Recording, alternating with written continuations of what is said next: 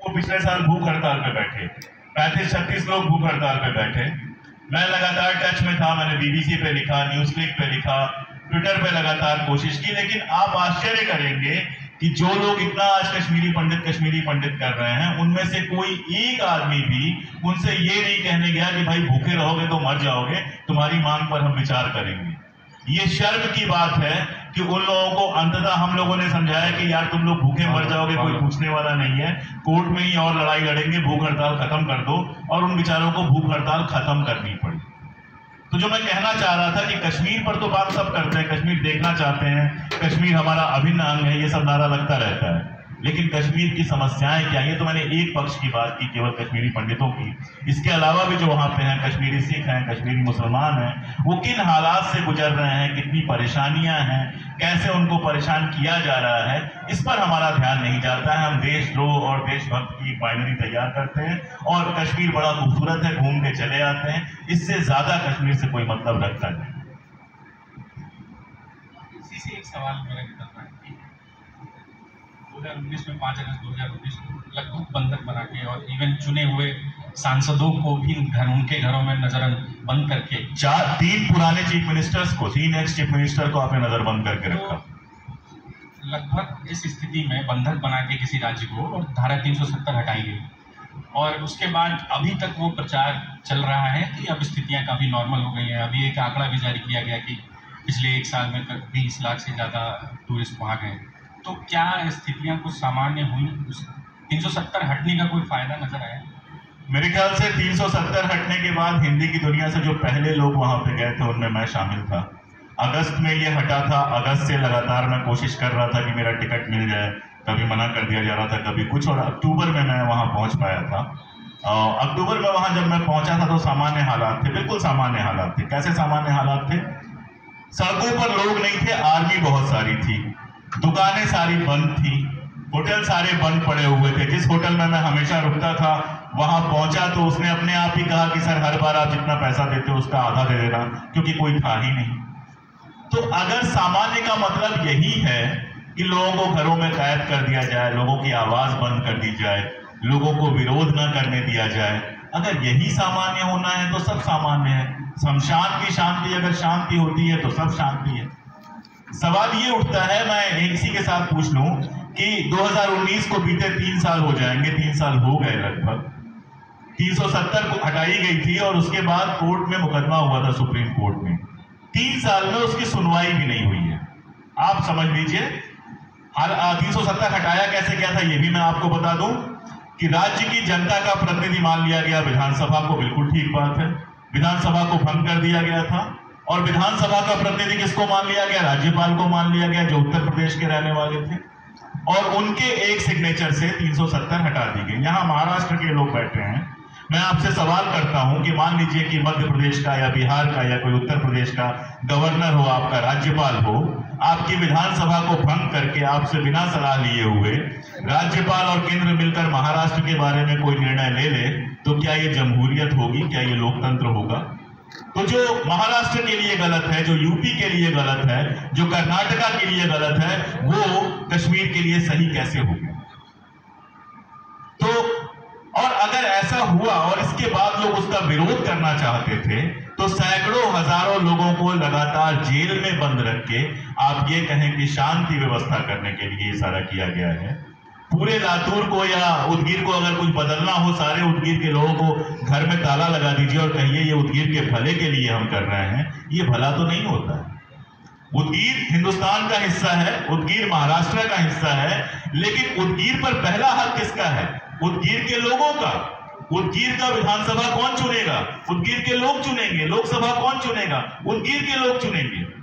तो हम उदगीर का भला करना चाहते हैं, इसके लिए निर्णय दिल्ली में बैठ के जिस दिन होने लगेगा उस दिन शायद आप समझ पाएंगे कश्मीर के लोगों की पीड़ा। लोकतंत्र क्या है? लोकतंत्र का मतलब ही यह है कि जनता के बारे में कोई निर्णय जनता से पूछ के लिया जाए, जनता की सहमत से लिया जाए। इसीलिए विधानसभा में बात नहीं रुकती है।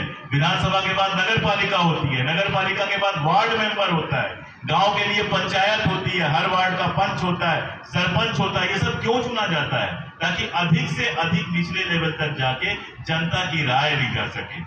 उस जगह पर विधानसभा को भंग करके तीन मुख्यमंत्रियों को नजरबंद करके अगर आप एक निर्णय लेते हैं तो हालात कितने सामान्य होंगे। रही बात टूरिस्ट की, तो हाँ, दाल रोटी टूरिस्ट से मिलती है। कश्मीर के बारे में जो लोग गए होंगे वो जानते हैं कि किसी भी चौराहे पे आपको खाना ऑफर हो सकता है। मैं किस्सा, तुम थे उस दिन साथ में, मैं किस्सा सुनाता हूँ कि हम लोग कश्मीर गए हुए थे, देवेश भी उस समय साथ में थे, और वहाँ का जो मार्केट है, जामा मस्जिद के आसपास का इलाका, वहाँ हम घूम रहे थे। वहां मालूम हुआ कि कोई साहब पठान सूट बनाते हैं और कश्मीर के जो मीर बायज हैं वो उन्हीं के यहाँ से पठान सूट सिलवाते हैं।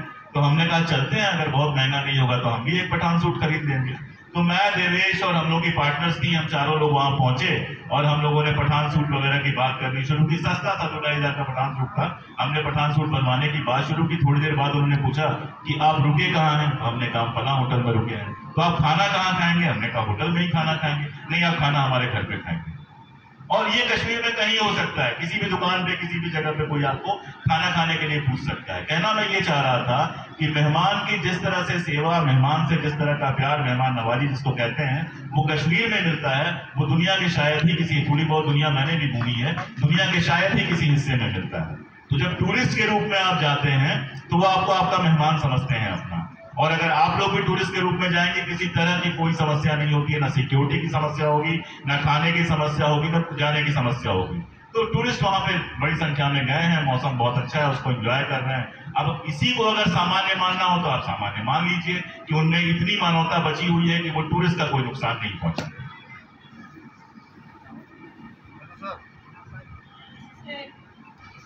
अगला सवाल है सर मेरा, 370 धारा जो हटाई गई है, काम होने वाला है और इसके परिणाम जो है कश्मीरी जनता को या जो कश्मीर पंडित है उनको क्या अवगत है? मैं थोड़ा सा इतिहास से बात करूं कि 370 हटाने की मांग कैसे शुरू हुई। 370 जब लागू हुआ, लोकसभा में पेश हुआ, तो उस समय श्यामा प्रसाद मुखर्जी वहां बैठे हुए थे। वो नेहरू मिनिस्ट्री में मिनिस्टर थे। आप जानते हैं कि आजादी के बाद जो पहली राष्ट्रीय सरकार बनी थी उसमें हर पक्ष के लोगों को लिया गया था, तो उसमें श्यामा प्रसाद मुखर्जी साहब भी थे। उन्होंने 370 की कोई मुखालिफत, कोई विरोध नहीं किया था। 370 लागू हो गया। 370 लागू होने के बाद शेख अब्दुल्ला ने पहला जो काम किया उसके बारे में मैं आपको बताऊं।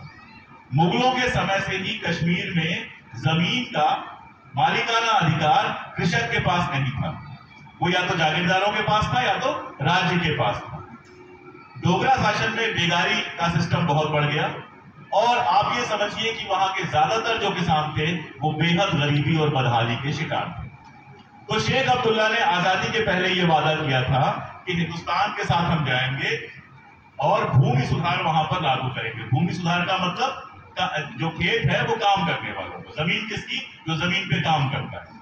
तो 370 जब लागू हुआ और उसके बाद शेख अब्दुल्ला ने बिना विधानसभा बुलाए लाल चौक पे यह घोषणा कर दी कि अब भूमि सुधार होगा। फिर भूमि सुधार कानून बना। भूमि सुधार कानून बना तो जमीन किसके पास गई? किसानों के पास। जब किसानों के पास जमीन चली गई तो जो पुराने जमींदार और जागीरदार थे, वहां जमींदार तो किसान को कहते हैं, जागीरदार कहते हैं जो बाकी जगहों पे जमींदार को कहते हैं, तो जो पुराने जागीरदार थे जिनमें डोगरास थे, कुछ कश्मीरी पंडित थे, कुछ बड़े कश्मीरी मुसलमान थे, उन लोगों ने इसका विरोध करना शुरू किया। विरोध करके इन्होंने कहा कि हमें उसका मुआवजा चाहिए। शेख अब्दुल्ला ने कहा कि मुआवजे की तो कोई बात ही नहीं है, किसानों से ही जमीन आप लोगों ने कब्जा की है, कोई खरीद के तो ली नहीं है, तो मैं मुआवजा नहीं दूंगा। अब आप इस बात का विरोध नहीं कर सकते थे कि कश्मीर के अंदर गरीब मुसलमानों के पास जमीन चली गई या जम्मू के अंदर दलित लोगों के पास जमीन चली गई। तो भूमि सुधार का विरोध करने की जगह 370 का विरोध करना शुरू हुआ। कब? जब भूमि सुधार लागू हो गया तब। उसी समय महात्मा गांधी की हत्या हुई थी। हिंदू महासभा के लिए भारत में राजनीति करना मुश्किल हो गया था। जनसंघ नया संगठन बना था। उसके समझ में आया कि हिंदुस्तान में एक ही स्टेट है मुस्लिम बहुल, जम्मू और कश्मीर। अगर हम वहां बवाल करते हैं तो बाकी देश में इसका फायदा उठाना आसान होगा। उसी समय से लगातार एक देश में दो विधान नहीं चलेगा जैसा नारा देके 370 की मुखालिफत शुरू हो। तो पहली बात तो ये कि 370 होता है या नहीं होता है, इससे बाकी लोगों को कोई फर्क नहीं पड़ता। मैं 370 हटने से पहले 12 बार और 370 हटने के बाद 3 बार कश्मीर जा चुका हूं और पहले जाने में कोई रोकता था ना, अब कोई जाने में रोकता है। जमीन खरीदने और बाकी सबकी जो बात थी ये भी पुरानी बात थी। अगर इतिहास में जाऊंगा तो बहुत लंबा हो जाएगा, लेकिन इतना जानिए कि डोगरा पीरियड में कश्मीरी पंडितों ने ये मांग की थी कि बाहर के लोगों को नौकरी ना मिले, नौकरी यहाँ के लोगों को मिले। तब वो कानून बना था, जो कानून बाद में 35A बना, जिसके तहत लोग जमीन नहीं खरीद सकते थे और बाहर के लोग जाके रोजगार नहीं कर सकते। इसको हटाया गया। अब आपने पूछा कश्मीरी पंडितों को क्या फायदा हुआ। मैंने आपको बताया कश्मीरी पंडित चाहे कश्मीर के अंदर रह रहे हो या बाहर, उनके पास नागरिकता का कागज था, तो वो पहले भी वहां नौकरी कर सकते थे, पहले भी वहां जमीन खरीद सकते थे, अब भी। कश्मीरी मुसलमान के लिए तो कोई जो है वो है ही। असल में 370 में इतने ज्यादा परिवर्तन किए गए थे कि खुद कश्मीरी कहते थे और कई सारे एक्सपर्ट ने कहा कि धारा 370 का सिर्फ एक कंकाल बच गया। वो कंकाल ऐसा था कि आप ये कह लो कि जैसे पुराने जमींदार होते हैं ना, पूरा घर गिर जाता है, बाहर एक दरवाजा बड़ा रहता है, उसको संभाल के रखते हैं कि दरवाजे की इज्जत बची रहती है। तो वो वैसे ही कश्मीरियों के लिए अपने इज्जत का एक प्रतीक, अपनी शान का एक प्रतीक रह गया था। आपने उसको हटा दिया, कोई बात नहीं, लेकिन उससे बाकी देश को क्या फायदा हुआ, ये सोच पाना तो असंभव चीज है, क्योंकि 3 साल हो गए आज तक किसी बाहरी ने वहां जमीन नहीं खरीदी है। दूसरा, आप जमीन कहाँ खरीदते हैं? उदगिर का आदमी कहाँ जमीन खरीदेगा? या तो उदगिर में जमीन खरीदेगा जहां मकान बनवा सके, या औरंगाबाद, बंबई जहां वो नौकरी करता है वहां जमीन खरीदेगा कि वहां मकान बनवा सके। उदगिर का आदमी दिल्ली में जमीन खरीदने क्यों जाएगा? उदगिर का आदमी मेरे यूपी में जमीन खरीदने क्यों आएगा? और आप देखेंगे 370 हटाने के बाद ऐसी ही चीजें लगातार चल रही हैं। जहां चुनाव होता है वहां उसका उपयोग किया जाता है।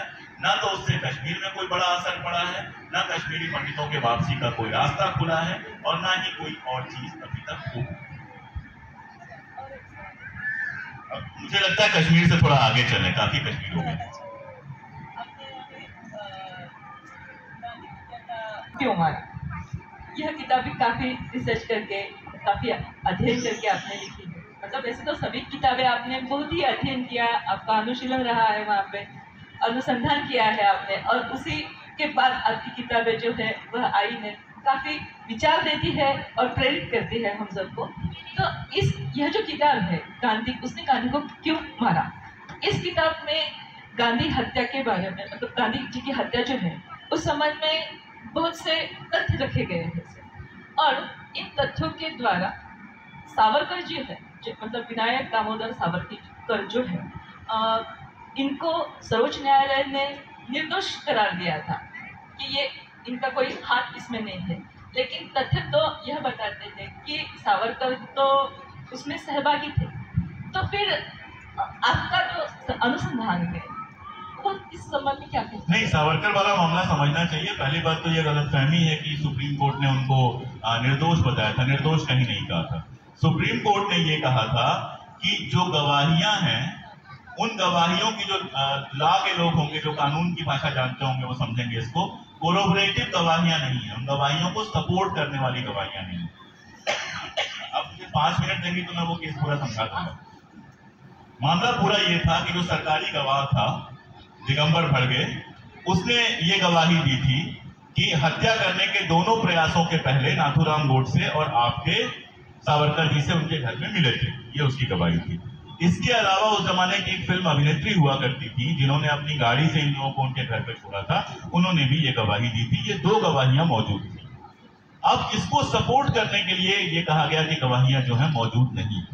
असलियत ये है कि जब कपूर कमीशन ने अपना अनुसंधान शुरू किया तो ये पाया कि गांधी हत्या के तुरंत बाद बंबई पुलिस ने जो अनुसंधान किया था उसमें सावरकर के सचिव और सावरकर के जो अंगरक्षक थे, इन दोनों लोगों का बयान लिया था। एलजी थत्ते का बयान था और भी कई लोगों का बयान था। और सचिव और अंगरक्षक जो उनके घर में ही शिवाजी रोड पर जो उनका घर था सावरकर सदन, उसमें ही रहते थे उनके साथ 24 घंटे। उन्होंने भी वही डेट्स बताई थी सावरकर के साथ गोडसे और आपके की मुलाकात। यानी वो भी ये कह रहे थे कि दोनों बार जब हत्याओं के लिए ये निकले आपके और गोडसे, तो ये सावरकर से मिलने गए थे। यानी ये कोरोबरेटिव गवाहियां पुलिस के पास मौजूद थी। अब इन कोरोबरेटिव गवाहियों पर कार्रवाई क्यों नहीं हुई, पेश क्यों नहीं किया गया, ये इतिहास का सवाल है। लेकिन अगर आप लोग अनुमति देंगे तो मैं एक किस्सा सुनाना शुरू करूंगा। बॉम्बे प्रांत था उस समय, आप जानते हैं गुजरात और महाराष्ट्र मिलाकर बॉम्बे प्रांत हुआ करता था। बॉम्बे प्रांत के होम मिनिस्टर हुआ करते थे, जो बाद में हिंदुस्तान के प्राइम मिनिस्टर बने, मोरारजी भाई देसाई। मोरारजी देसाई का कोर्ट में क्वेश्चन हो रहा था उनसे। सावरकर के वकील ने उनसे पूछा कि आपने गांधी हत्या के तुरंत बाद सावरकर के घर के आसपास पुलिस क्यों लगा दी थी? ऐसा आपके पास क्या था सबूत जिसकी वजह से लगाई थी? देसाई जी ने इसका जवाब देने की जगह सावरकर की तरफ देखा और कहा कि अगर आपके मुवक्किल चाहते हैं तो मैं ये सारी बातें बताने के लिए तैयार हूं। सावरकर ने आंखों से इशारा किया, उनके वकील ने अपना सवाल वापस ले लिया। कोर्ट की प्रोसीडिंग में यह सवाल नहीं आया। लेकिन उस जमाने में आज की तरह गोदी मीडिया के पत्रकार नहीं हुआ करते थे। पहले के पत्रकार बड़े तेज तर्रार होते थे। तो टाइम्स ऑफ इंडिया का एक पत्रकार वहां बैठा हुआ था, उसने इसकी नोटिंग ली और अगले दिन टाइम्स ऑफ इंडिया में यह खबर छपी। बाद में जब मोरारजी देसाई ने अपनी जीवनी लिखी, गुजराती में वो जीवनी थी मारू जीवन वृत्तांत, तो मारू जीवन वृत्तांत में उन्होंने बाकायदा लिखा, लेकिन वो सवाल गायब कर दिया। बोले मुझे ये नहीं याद है कि वकील ने क्या सवाल पूछा था, लेकिन कोई सवाल था। अब दोनों को जोड़ के मैं ये कहता हूं कि बॉम्बे प्रांत का जो गृह मंत्री होगा उसको तो पता होगा कि क्या बयान आए हैं, कैसे नहीं, उसको तो पुलिस रिपोर्ट करती है और वो बयान पेश नहीं किए गए। अब क्यों नहीं किए गए, इसका क्या लेना देना था, इसके बारे में कुछ बोलना तो खतरनाक हो जाएगा, लेकिन तथ्य ये है। और इन्हीं तथ्यों के आधार पर जब कपूर कमीशन बनाया गया और कपूर कमीशन की रिपोर्ट आई तो उन्होंने साफ साफ कहा कि गांधी हत्या षड्यंत्र में सावरकर और उनके समूह के हाथ के अलावा कोई और थियरी हो ही नहीं सकती।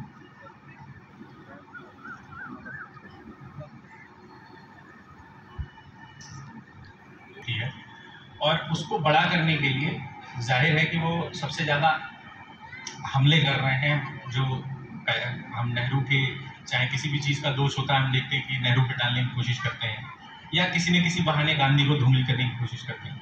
तो आप ये इस चीज़ को कैसे देखते हैं कि ये दरअसल उस बहाने करना क्या चाहते हैं? अगर पड़ोसी का लड़का टॉप कर जाए ना और अपना लड़का मान लो फेल कर गया हो, तो फिर अब अपने लड़के को आप टॉप तो करा नहीं सकते, तो क्या बोलोगे वो टॉप तो कर गया लेकिन आपको पता है वो गुटखा खाता है, आपको पता है वो फलाने लड़की के साथ घूम रहा था। मतलब जब आदमी के किए को ना धुल सको तो उसके कैरेक्टर को धुलने की कोशिश कर दो। आरएसएस की दिक्कत क्या हुई कि 90 साल की कोशिश के बाद वो सत्ता में तो आ गए, लेकिन उनके सर पे उनका इतिहास तो है। ये तो सच्चाई है कि आजादी की लड़ाई में आरएसएस ने कोई भूमिका नहीं निभाई, इसीलिए कभी उनको सुभाष चंद्र बोस को हीरो बनाना पड़ता है, कभी पटेल को हीरो बनाना पड़ता है, कभी किसी को। अब ये खेल हीरो बनाने का क्या है, इसको समझिए 2 मिनट देखिए कि जब गांधी हत्या की योजना बनी थी तो बाकायदा इस बात को उनके हत्यारों ने बाद में स्वीकार किया कि उसके साथ नेहरू की हत्या की भी बनी हुई, क्योंकि आरएसएस के रास्ते का कोई सबसे बड़ा रोड़ा थे तो वो गांधी और नेहरू थे। आज गांधी और नेहरू को गाली देने का फैशन केवल आरएसएस के बीच में नहीं है, और भी लोगों के बीच में है। लेकिन इस बात को समझना बेहद मुश्किल नहीं है, लेकिन मुश्किल बना दिया गया है कि भारत को जो आईन मिला, जो संविधान मिला, जिस तरह का शासन मिला, अगर नेहरू नहीं होते तो उस तरह का शासन नहीं मिल पाता। अगर उस समय की कांग्रेस आप देखेंगे तो उस समय की कांग्रेस में भी पुरुषोत्तम दास टंडन जैसे एक से एक हिंदुवादी लोग भरे हुए थे। अक्सर जो पार्टी संगठन था उसमें नेहरू अकेले पड़ जाते थे। और आप जानते हैं हिंदू कोड बिल पास कराने के लिए उनको क्या क्या करना पड़ा, राष्ट्रपति भी खिलाफ थे, पार्टी भी खिलाफ थी। तो नेहरू ने जो लड़ाई लड़ी है वो लड़ाई समझ पाना आसान काम नहीं है। ये अलग बात है कि उन्होंने इसका श्रेय नहीं लिया, ये अलग बात है कि कंपटीशन के एग्जाम के अलावा कहीं कोई ये बात नहीं करता है कि जो निर्देशिका है संविधान की वो जवाहरलाल नेहरू ने लिखी थी। कोई ये नहीं बताता है कि बापू ने, गांधी ने नेहरू को, मौलाना को और पटेल को बुलाया था और बोला था किसी भी हाल में अंबेडकर को आपको संविधान सभा के अंदर लेना है, वो संविधान के बड़े विशेषज्ञ हैं, उनको आप शामिल कीजिए। इस बात को लोग भूल जाते हैं कि डॉक्टर अंबेडकर कांग्रेस के हमेशा विरोधी रहे, लेकिन जहां देश निर्माण का प्रश्न आया, जहां संविधान निर्माण का प्रश्न आया, वहां नेहरू भी 2 कदम आगे बढ़े, अंबेडकर भी 2 कदम आगे बढ़े और इन लोगों ने मिलकर देश को ऐसा एक संविधान दिया जो इतने सबके बावजूद आरएसएस को आज भी परेशान कर रहा है, जिसको बदलने पर लगे हुए है। तो वो पूरी जो आजादी की लड़ाई में ना शामिल होने का इनका एक दर्द है। ये एक तरफ तो देशभक्त होने का दावा करते हैं ऊपर से, लेकिन दूसरी तरफ ये सवाल आता है कि जब अंग्रेजों के खिलाफ सारा हिंदुस्तान लड़ाई लड़ रहा था तो आप उनके साथ क्यों बैठे हुए थे? 1942 में जब पूरी कांग्रेस की लीडरशिप जेल में चली गई थी, जब पूरे देश में दावानल भड़का हुआ था विद्रोह का, उस समय आप सरकार चलाने के लिए और सेना में भर्ती के लिए मदद क्यों कर रहे थे? इन सारे सवालों से बचने के लिए वही तरीका जो मैंने आपको बताया कि चरित्र हनन का इन्होंने तरीका अपनाया।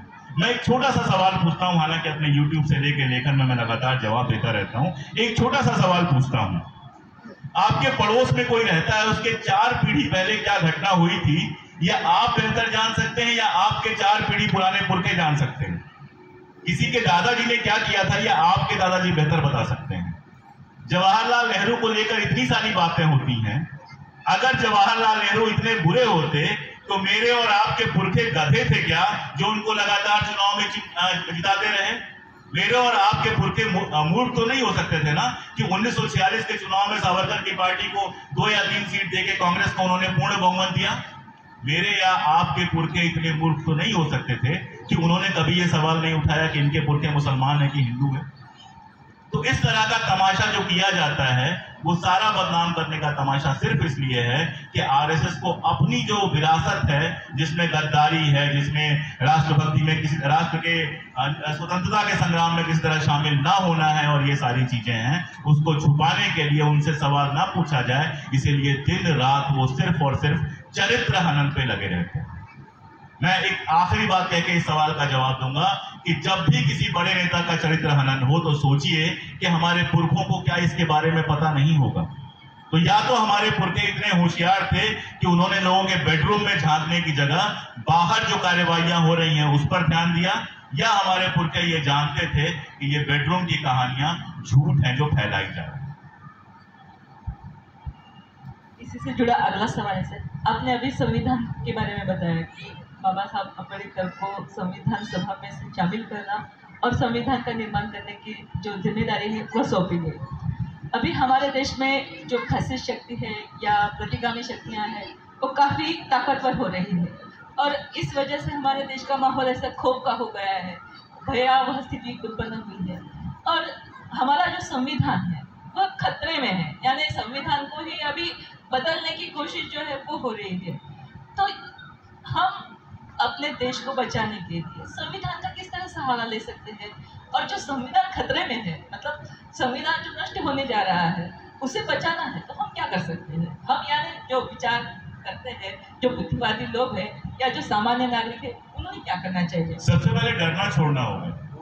कोई लड़ाई दुनिया में नहीं लड़ी गई।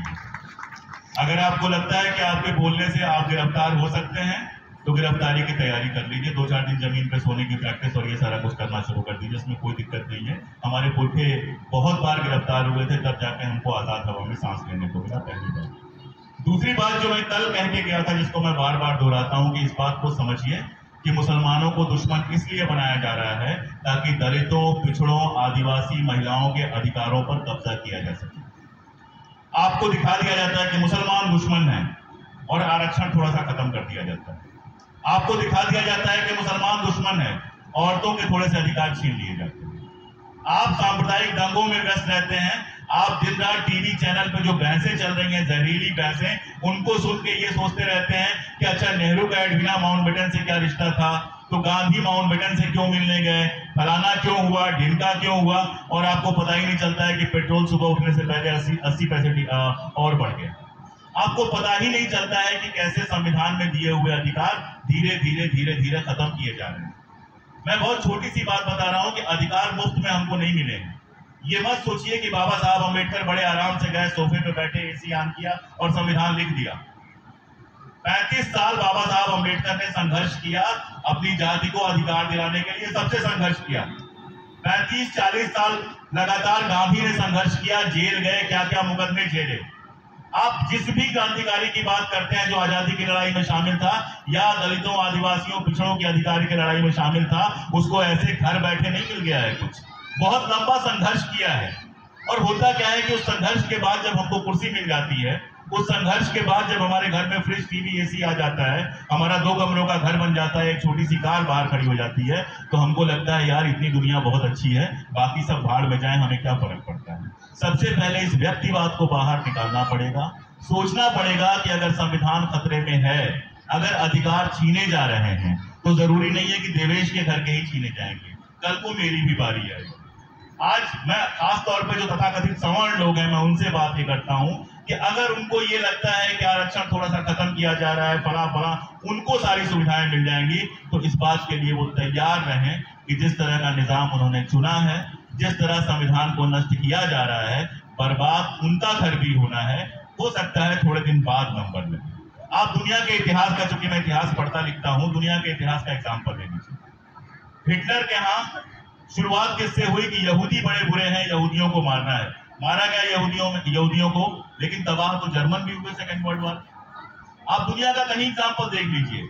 आप चलो कश्मीर का एग्जाम्पल ले लो। कश्मीर में जिस तरह का आतंकवाद आया वो इस्लाम के नाम पे भी आया कि इस्लामिक राष्ट्र बनाएंगे फला ढिमका। कश्मीरी पंडितों को बाहर निकाला गया, कश्मीरी पंडित निकल गए, बचे कौन? कश्मीरी मुसलमान। तो कश्मीरी पंडित तो बाहर निकल गए, लड़ भिड़ के अपना घर किसी तरह से बना लिया संघर्ष करके एक पीढ़ी ने। लेकिन 32 साल से कश्मीर में नरक कौन झेल रहा है? कश्मीरी मुसलमान। उस समय उनको लगा होगा कि केवल कश्मीरी पंडितों को झेलना पड़ रहा है, वो चुप रहेगा। तो इस बात को याद रखिए कि आज अगर आपको लग रहा है कि हम सुविधाजनक हैं, संविधान सिर्फ दलितों, पिछड़ों, आदिवासियों को अधिकार नहीं देता है।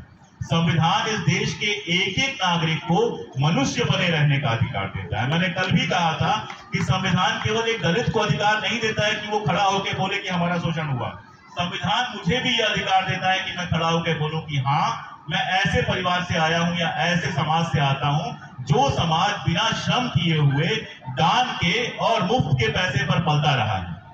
जैसे नारीवाद जो है सिर्फ स्त्री को मुक्त नहीं करता है, वो पुरुष को भी मुक्त करता है उन भूमिकाओं से जिन भूमिकाओं में पूरे के पूरे तरीके से उसको डाल दिया गया है।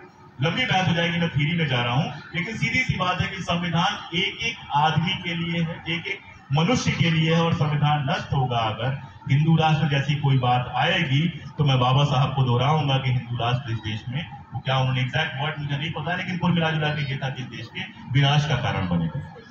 मोहन भागवत का आज ही स्टेटमेंट है या अखंड इसके अलावा जैसे आप लगातार लेखन कर रहे हैं, लेकिन कोई अचानक एक फिल्म आती है कश्मीर फाइल्स या ऐसे और प्रोपेगेंडा कोई सिनेमा बनता है, तो हम देखते हैं कि जैसे मेरे कुछ जानने वालों में जो लोग इस मतलब सरकार की नीतियों का लगातार विरोध करते हैं, लेकिन जब उन्होंने कश्मीर फाइल्स देखी तो उन्होंने कहा कि नहीं, ये हुआ तो था ही, तो जो ये फिल्म कह रही है हम और आप उसका विरोध कैसे कर सकते हैं? तो इस तरह की चीज़ों से आप मतलब कैसे लड़ें, मतलब किन किन फ्रंट्स पे लड़ें? देखिए, कश्मीर फाइल्स जब से आएगी तब से तो मैं कश्मीर फाइल्स पे लगातार बोल ही रहा हूँ, या तो अपने यूट्यूब पे या अलग अलग आयोजनों में या बाकी जगहों पे। तो बहुत सारी बातें तो वहां से मिल जाएंगी, मैं बहुत डिटेल में नहीं जाऊंगा, लेकिन कुछ चीजें, कुछ सवाल छोड़ के जाता हूँ। चलिए मान लिया कश्मीर फाइल्स में जो दिखाया वही इकलौता सच है, मान लिया हमने।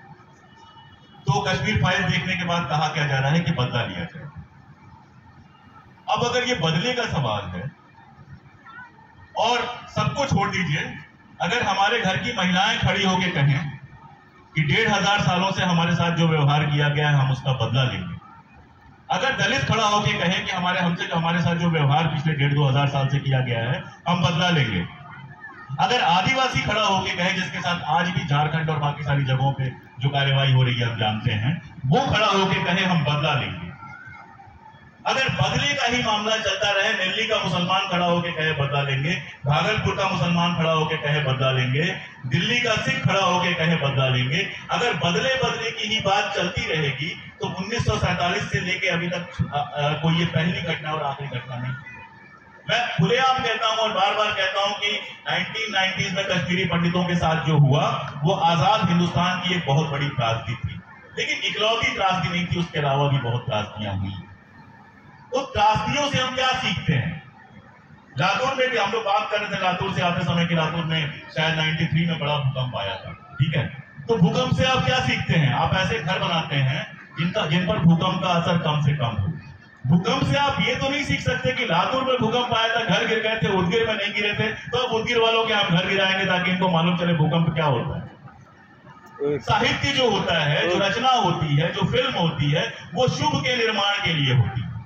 1947 में जिस तरह के दंगे इस मुल्क में हुए थे, और जब मैं इस मुल्क कह रहा हूं तो हिंदुस्तान बांग्लादेश से लेकर पाकिस्तान तक की बात कर रहा हूं, कहीं मुसलमान मारे गए, कहीं हिंदू मारे गए, कहीं सिख मारे गए, लेकिन दंगे तो नॉर्थ इंडिया में तो कम से कम हर जगह हुए थे। उसके बाद तो फिर पाकिस्तान से आपको कभी कोई दोस्ती रखनी नहीं चाहिए थी। और आगे चले जाइए, अभी 3 दिन पहले इंग्लैंड का प्रधानमंत्री आया था और हम उसको गोद में लेके यहाँ वहां घुमा रहे थे, उसकी इज्जत कर रहे थे। अब हम कहें 1947 के पहले तो अंग्रेजों ने हमारे साथ बहुत जुल्म किया है, तो उसका बदला इस आदमी से नहीं, तो फिर इंग्लैंड से हम रिश्ते खत्म कर रहे हैं। साहित्य जो होता है, फिल्म जो होती है, शुभ का निर्माण करती है। जब विभाजन पर कोई फिल्म बनती है तो विभाजन का दर्द इस तरह से दिखाती है कि आपको समझ में आए कि हिंदू और मुसलमान अगर लड़ते रहेंगे तो ऐसा दुखद दृश्य बन सकता है। इसकी जगह पर साथ रहने की जरूरत है। जहां तक कश्मीर का सवाल है, 2 तथ्य मैं देकर आपको बात खत्म करूंगा। कश्मीर में जो पहला पॉलिटिकल आदमी मारा गया था उसका नाम था मोहम्मद यूसुफ हलवाई और वो नेशनल कॉन्फ्रेंस का नेता था। कश्मीर में जो पहला अधिकारी, जिस अधिकारी के ऊपर हमला हुआ था, वो वहां के डीआईजी बटाली साहब थे। वो तो नहीं मर पाए थे, उस हमले में बच गए थे, लेकिन उसके तुरंत बाद उनके छोटे भाई गुलशन बटाली को मार दिया गया। तो कश्मीर में जो हुआ था उसमें ऐसा नहीं कश्मीरी पंडितों के साथ ही हुआ था, मैं बहुत डिटेल में बता चुका हूँ, कश्मीरी मुसलमानों के साथ भी हुआ था। ये ठीक बात है कि सांप्रदायिकता ने उसमें प्रवेश किया और कश्मीरी पंडितों के साथ हुआ सारा, लेकिन इससे सीखा तो सिर्फ यही जा सकता है ना जो गांधी सिखाते थे कि शांति के लिए जरूरी है कि जहां जो बहुसंख्यक है वहां वो अपने अल्पसंख्यक की रक्षा करे। अगर वो ऐसा करेगा तभी देश में और दुनिया में शांति रह पाएगी। लेकिन एक फिल्म जिसका निर्माता खड़ा होकर कहता है कि मेरा एक एजेंडा है, और वो एजेंडा क्या है? वो मुसलमानों के खिलाफ नफरत फैलाने का है।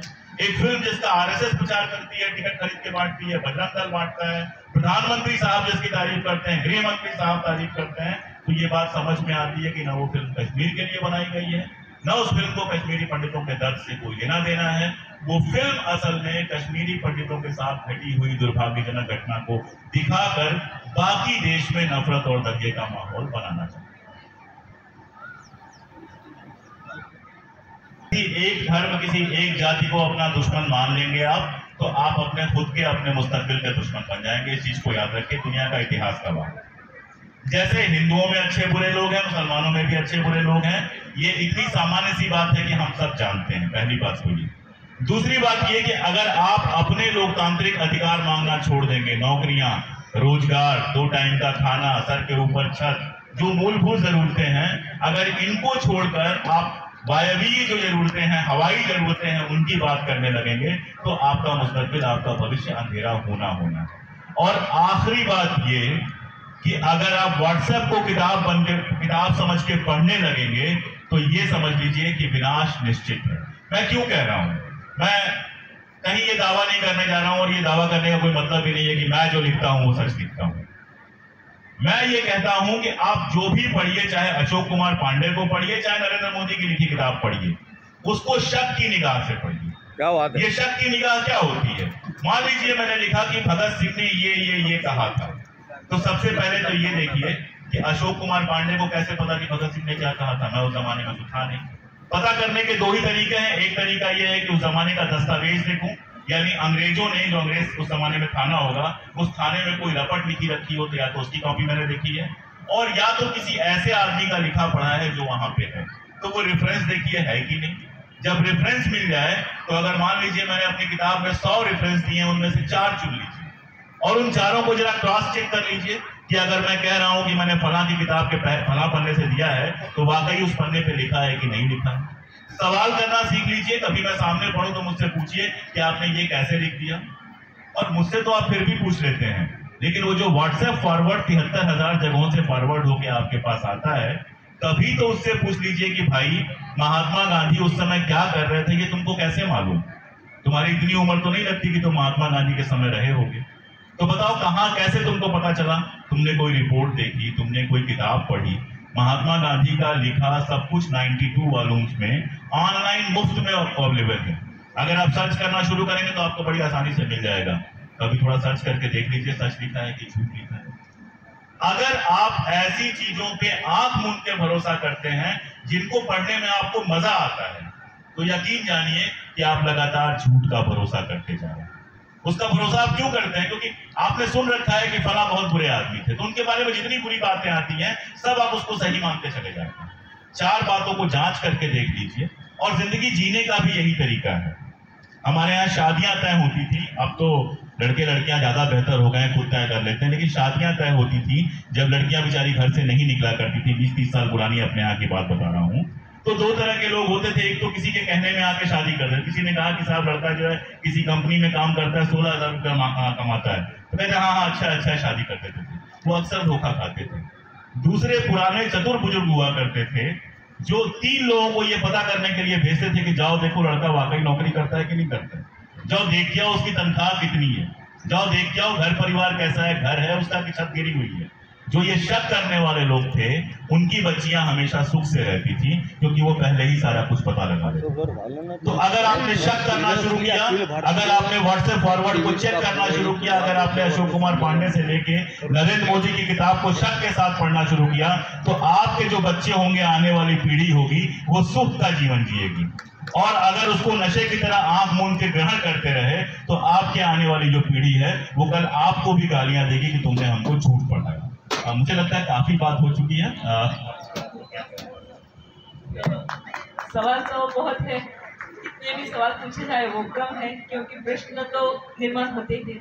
अगर आपको इन सभी प्रश्नों के उत्तर चाहिए तो अशोक कुमार पांडे जी की जो 3 किताबें हैं, उसने गांधी को क्यों मारा, कश्मीर नामा और कश्मीर पंडित, और तीनों मराठी में आ चुकी है। जो मराठी पढ़ना चाहते हैं वो मराठी में प्रकाशित की है। एक चौथी किताब भी मेरी है जिसका जिक्र नहीं किया लोगों ने, क्योंकि महाराष्ट्र से ही संबंधित है, सावरकर, काला पानी और उसके बाद, वो भी मराठी में बहुत ज्यादा आ रही है। तो कोई बात नहीं। ये चारों किताबें जो है वो आप मराठी में भी पढ़ सकती हैं। मराठी, हाँ, ये चारों किताबें मराठी में उपलब्ध है। आप सभी ये मंगवा कर पढ़ सकते हैं। और बाकी जो सवाल बचे हैं आपके मन में, मेरे मन में, तो इन सवालों के जवाब हम किताबों से ही प्राप्त करेंगे। और अगर सर से बात करनी चाहे तो हम उनसे ईमेल पर पूछ सकते हैं। आप मतलब मैं सर्वसुलभ व्यक्ति हूँ। ट्विटर पे आप ढूंढेंगे तो मिल जाऊंगा, फेसबुक पे मिल जाऊंगा। अगर आप मेरे नाम से ढूंढेंगे तो मेरा यूट्यूब चैनल मिल जाएगा, जिस पर इन्हीं विषयों पे लगातार बात करता हूँ। मेरी वेबसाइट पे मिल जाएगा, greatwellhistory.com करके हमारी वेबसाइट है जिसमें हम ये काम करते हैं। तो आप सब लोगों से मेरा अनुरोध होगा कि इस तरह के सवालों के जवाब ढूंढते हुए वहां पहुंचें, और अगर मेरा कहाँ पे गलत लगे तो पलट के मुझसे पूछें। अगर मेरी गलती होगी तो मैं सुधारने की कोशिश करूंगा, अगर सच होगा तो उसका आपको सबूत। तो आज के लिए इतना ही। मुझे आमंत्रित करने के लिए विद्रोही साहित्य सभा के सभी मित्रों का बहुत बहुत आभार, बहुत शुक्रिया।